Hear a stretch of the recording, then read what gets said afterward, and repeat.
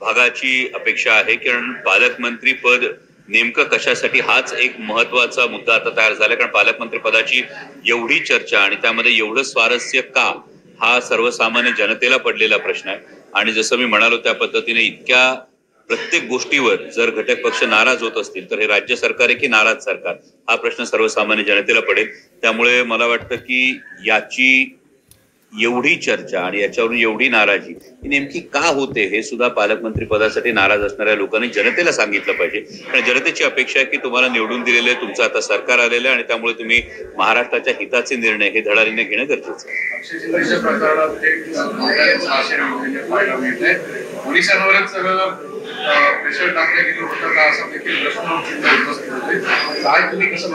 पोलिसांवर जर प्रेशर टाकलं गेलं तर ते कोणाकडून टाकलं गेलं याचा शोध घेणं जास्त गरजेचं आहे.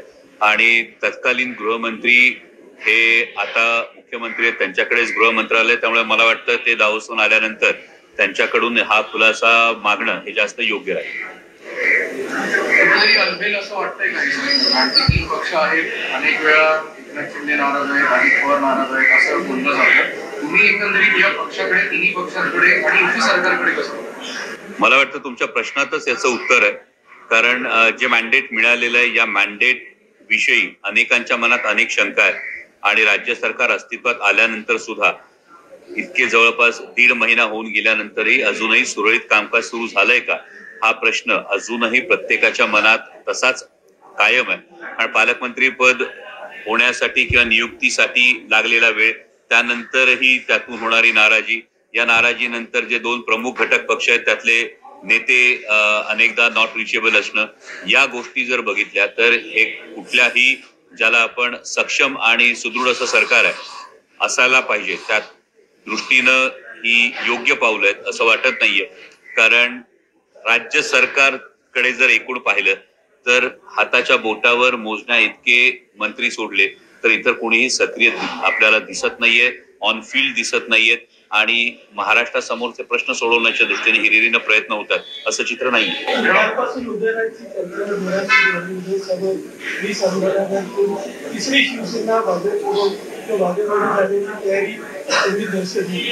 मला वाटतं या चर्चा आणि नाराजी याला कुठेतरी आपण म्हणतो की अनेक जरी खुलासे यावर होत असले तरी आग असल्याशिवाय धूर दिसत नाही असा एक सर्वसामान्य एक नियम आहे. त्यामुळं कुठं खरंच काही धुकतंय का हे बघणं गरजेचं आहे. रोहित पवारांनी माध्यमांशी बोलताना अशी प्रतिक्रिया दिली, प्रत्येक पक्षात फेरबदल हा होत असतो.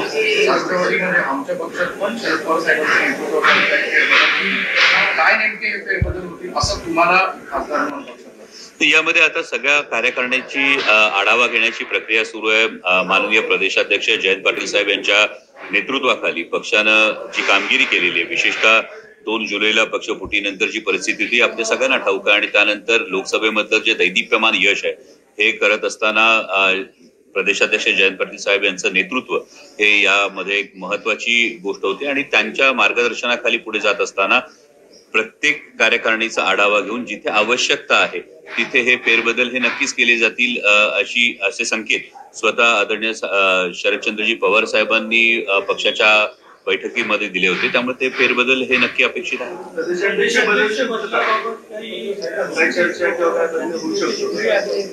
मला वाटतं हा संपूर्णपणे आदरणीय पवार साहेबांचा निर्णय असेल. कारण सुरुवात जेव्हा खालून होते तेव्हा ती जास्त टिकणारी सुरुवात असते. त्यामुळे त्या दृष्टीने उचित निर्णय हे आदरणीय पवार साहेब योग्य वेळी घेतले. वाल्मिकांच्या संदर्भातल्या ज्या काही प्रॉपर्टी किंवा असेट्स आहेत त्यांच्या लोकांच्या संदर्भातल्या असेट्स त्या सीज होताना दिसतात. मात्र अजूनही कुठेतरी ईडी जी आहे ती इन्व्हॉल्व झालेली नाही. सुप्रियाताईंनी सुद्धा या गोष्टीची मागणी केली होती की एवढ्या सगळ्या प्रॉपर्टी असेट्स आणि डीएनए कायदा सुद्धा आपण त्याच बाबतीत सांगतो. रोहित पवारांनी माध्यमांशी बोलताना अशी प्रतिक्रिया दिली, प्रत्येक पक्षात फेरबदल हा होत असतो. राष्ट्रवादी म्हणजे आमच्या पक्षात पण शरद पवार साहेबांच्या नेतृत्वाखाली काही फेरबदल, काय नेमके हे फेरबदल होतील असं तुम्हाला खासदार म्हणून पक्षात? यामध्ये आता सगळ्या कार्यकारिणीची आढावा घेण्याची प्रक्रिया सुरू आहे. माननीय प्रदेशाध्यक्ष जयंत पाटील साहेब यांच्या नेतृत्वाखाली पक्षानं जी कामगिरी केलेली आहे, विशेषतः 2 जुलैला पक्षफुटीनंतरची परिस्थिती ती आपल्या सगळ्यांना ठाऊक आहे. आणि त्यानंतर लोकसभेमधलं जे दैदिप्यमान यश आहे हे करत असताना प्रदेशाध्यक्ष जयंत पाटील साहेब यांचं नेतृत्व हे यामध्ये एक महत्वाची गोष्ट होती. आणि त्यांच्या मार्गदर्शनाखाली पुढे जात असताना प्रत्येक कार्यकारिणीचा आढावा घेऊन जिथे आवश्यकता आहे तिथे हे फेरबदल हे नक्कीच केले जातील असे संकेत स्वतः आदरणीय शरदचंद्रजी पवार साहेबांनी पक्षाच्या बैठकीमध्ये दिले होते. त्यामुळे ते फेरबदल हे नक्की अपेक्षित आहे.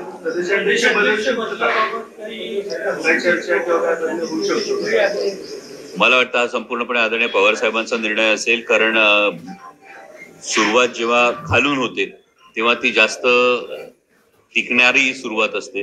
त्यामुळे त्या दृष्टीने उचित निर्णय हे आदरणीय पवार साहेब योग्य वेळी घेतले. वाल्मिकांच्या संदर्भातल्या ज्या काही प्रॉपर्टी किंवा असेट्स आहेत त्यांच्या लोकांच्या संदर्भातल्या असेट्स त्या सीज होताना दिसत आहेत. मात्र अजूनही कुठेतरी ईडी जी आहे ती इन्व्हॉल्व झालेली नाही.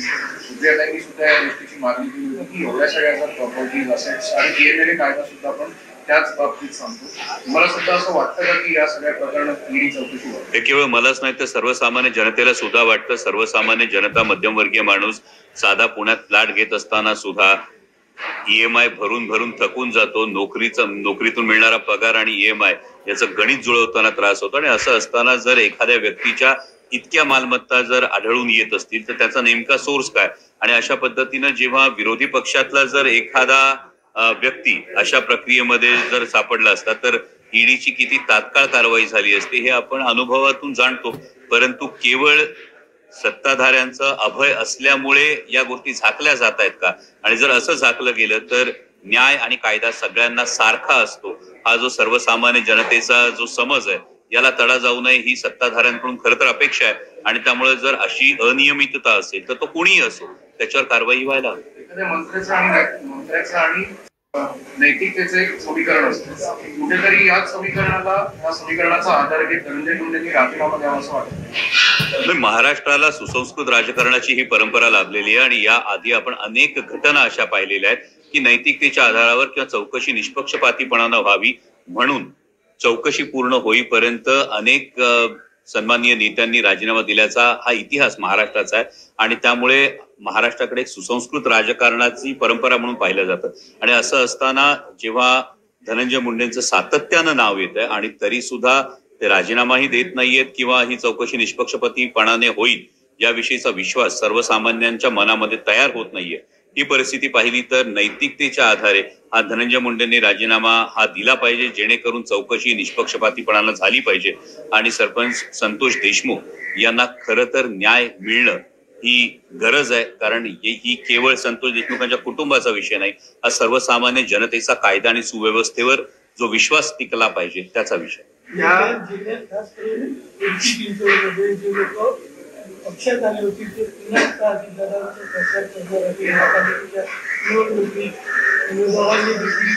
माझ्याकडे अशी कुठली खात्रीशीर अशी माहिती नाहीये.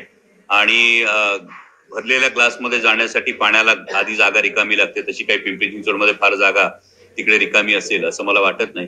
त्यामुळे अजून या केवळ चर्चा आहेत, या केवळ अफवा आहेत. कानावर आलेल्या गोष्टी या जोपर्यंत समोर त्याची शहानिशा होत नाही त्यावर भाष्य करणं योग्य. यापूर्वी जेव्हा राजीनामे राष्ट्रवादी काँग्रेसच्या मंत्र्यांनी दिले होते त्यावेळेस दबाव हा भाजपकडनं टाकला जात होता. असं इथून की विरोधी पक्ष दबाव टाकताना आंदोलन करताना दिसत काय होतं? नाही, विरोधी पक्षाच्या बाबतीत जर म्हणत असाल तर राष्ट्रवादी काँग्रेस पक्षाकडून ही सातत्यानं मागणी केली जाते. सर्वपक्षीय मोर्चे निघतात, सर्वपक्षीय आंदोलनं ही निघतात. आणि यानंतर खरं तर नैतिकतेसाठी दबाव टाकावा लागेल तर त्याला नैतिकता म्हणत नाहीत. नैतिकता ही स्वतः आतून येते. आणि त्यामुळं नैतिकतेच्या दृष्टीनं राजीनामा देण्यासाठी दबाव टाकण्यापेक्षा जर खरोखर नीतिमत्ता शाबूत असेल तर तो राजीनामा दिला पाहिजे.